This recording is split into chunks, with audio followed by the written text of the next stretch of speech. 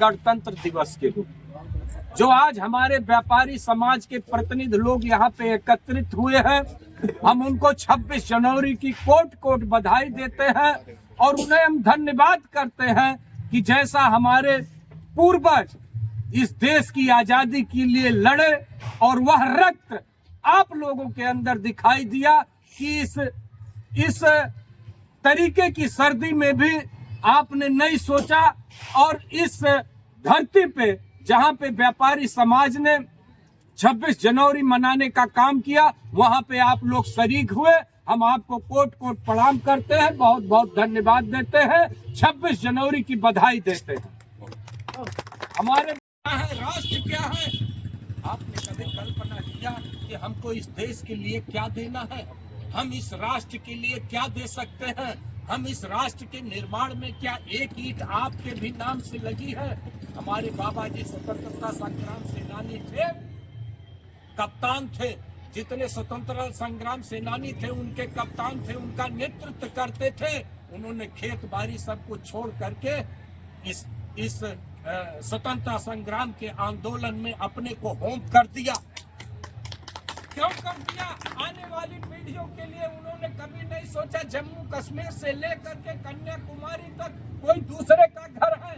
आपने एक बाउंड्री बनाई और उसमें लिख लिया कि शिवलाल जायसवाल जी का मकान है, लेकिन उनकी एक बृहद सोच थी, उनके एक मन में तस्वीर थी कि कन्याकुमारी से लेकर जम्मू कश्मीर तक एक पूरा घर है। तब उन्होंने लड़ा। जितने लोग हैं, किसी भी बिरादरी के हैं, किसी के धर्म के मानने वाले हैं, किसी संप्रदाय के मानने वाले हैं, किसी भाषा के मानने वाले हैं, सब एक परिवार के सदस्य थे। आपने कभी सोचा भगत सिंह ने लड़ा?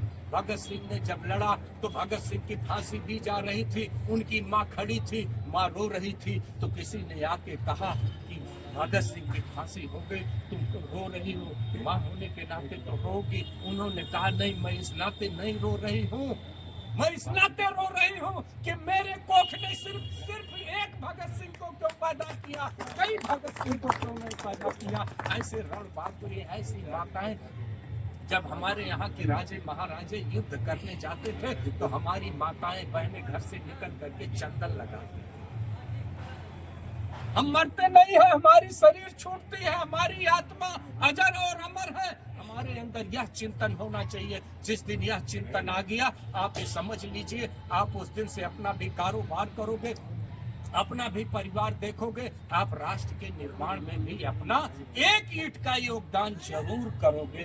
हम इन्हीं बातों के साथ आप लोगों से कहना चाहते हैं, जितने भी लोग आए, आप जवाहरलाल नेहरू को ले लीजिए, राष्ट्रपिता महात्मा गांधी को बहुत लोग गालियां देते हैं, लेकिन वो नहीं सोचते हैं कि दक्षिण अफ्रीका में जा करके किस तरीके से रंग भेद के खिलाफ उन्होंने आंदोलन किया, फिर हिंदुस्तान में आकर के आपकी देश की आजादी के लिए उसने आंदोलन किया और नेतृत्व किया।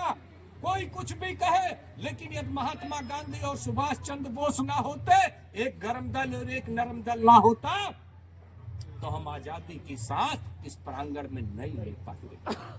कभी आप देख लीजिए, एक छोटी सी भूमि का टुकड़ा हो और उसकी लड़ाई लड़ते रहिए, आप पूरे जीवन भर वह भूमि का टुकड़ा नहीं पाते हैं। और इतना बड़ा टुकड़ा जो उत्तर से लेकर दक्षिण तक, पश्चिम से लेकर पूरब तक, इतना बड़ा टुकड़ा है और उसको हमारे पूर्वजों ने दिया है, तो हम उसको याद करना चाहेंगे। और इस समय हम उनको कोट कोट धन्यवाद देते हैं। जहां भी हो, जहां भी स्वर्ग में हो, वो सुख की और चैन की नींद से सुने। और हम उनको विश्वास दिलाते हैं कि उन्होंने जो लड़ाई लड़ी थी और अपने अंदर सोचा था, उन्होंने कभी नहीं सोचा था कि संविधान की जब बातें होंगी तो लोग बिकेंगे, रुपए से लोग बिकेंगे। संविधान की जब बातें होंगी, वोट देने की बातें होंगी, तो लोग शराब पे बिकेंगे।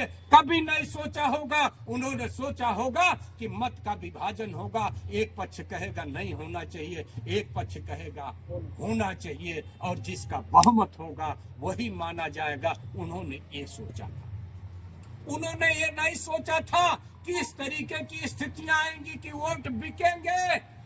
और जो नहीं चाहेगा वह भी वोट हमको इस नाते देगा कि हम खरीदे गए हैं। तो इस मानसिकता से हम लोगों को ऊपर उठने की जरूरत है और चेतना जलाने की जरूरत है। जैसे भगत सिंह ने चेतना जलाई, चंद्रशेखर आजाद ने चेतना जलाई, सुभाष चंद्र बोस ने चेतना जलाई, सुखदेव ने जलाई, राजगुरु ने जलाई, बटुकेश्वर दत्त ने जलाई, जवाहरलाल नेहरू ने जलाई, तात्या टोपे ने जलाई, रानी लक्ष्मीबाई ने जलाई। हजारों लोग शहीद हो गए। हमको नमन करना चाहिए, लेकिन हमारे पास फुर्सत नहीं है। जैसे हम सड़क पे चलते हैं तो एक के पीछे एक गाड़ियां लगती हैं, जब रुकती हैं तो पीछे जाम लग जाता है। हमारे पास अवसर नहीं है। अवसर निकालिए, इस देश के लिए सोचिए, इस देश के समाज के लिए सोचिए, अपनी आत्मा के लिए सोचिए, अपने धर्म के लिए सोचिए, अपने शरीर के लिए सोचिए। और यहीं से सोचना शुरू कर दिए कि हम इस देश के लिए जिएंगे, हम इस आत्मा के लिए जिएंगे, इस समाज के लिए जिएंगे, और जो हमारे पूर्वज थे, जो उनकी सोच थी, उसको साकार करने के लिए जिएंगे। बस इन्हीं बातों के साथ साथ हम आपको प्रणाम करते हैं और स्वतंत्रता दिवस की हम बहुत गणतंत्र दिवस की बहुत बधाई देते हैं। चेयरमैन साहब हैं श्री आनंद राजपाल जी, उनके उद्बोधन के बाद मिष्ठान का वितरण होगा, उसके बाद हम लोग आज गणतंत्र दिवस की बेला पर हम लोग यहाँ पर इकट्ठे हुए हैं। 1950 में हमारे देश का संविधान लागू हुआ था और उस संविधान के हिसाब से हमारे देश में जितने भी कानून हैं, उसी कानून के हिसाब से पूरा देश चल रहा है। हम लोग उस कानून के हिसाब से, उस संविधान के हिसाब से पूरे देश में जो भी कार्यप्रणाली चल रही है वो उसी के हिसाब से चल रही है। बहुत अच्छी कार्यप्रणाली हमारे पूर्वजों ने बनाई, उसके हिसाब से जो काम हो रहा है, आज देश हमारा तरक्की पे बढ़ता चला जा रहा है। और हमारे व्यापारी भाइयों ने भी पूरी तरीके से देश में आगे बढ़ने के लिए, देश को आगे बढ़ाने के लिए पूरा अपना योगदान दिया। आज 76वें गणतंत्र दिवस पे हम बस्ती वासियों को, देशवासियों को, यहाँ पे उपस्थित सभी व्यापारी भाइयों को, हमारे समस्त पदाधिकारियों को बहुत जो है बधाई देते हैं और गणतंत्र दिवस की बहुत बधाई आप सब लोगों को। आप सब लोग यहाँ पे आए, बहुत धन्यवाद। वकील साहब, युवा भारत माता की जय, भारत माता की जय। व्यापारी एकता जिंदाबाद, जिंदाबाद जिंदाबाद, व्यापारी एकता जिंदाबाद, जिंदाबाद जिंदाबाद, व्यापारी एकता जिंदाबाद, जिंदाबाद जिंदाबाद। हार्दिक शुभकामनाएं एवं बधाई। भारत माता की जय, भारत माता की जय। आप लोगों को आश्वस्त करता हूँ कि पहले हम व्यापारी हैं और कहीं भी हम अपना परिचय देते हैं तो कहते हैं मैं पहले व्यापारी हूं और पहले मैं व्यापारी संगठन का नेता हूं।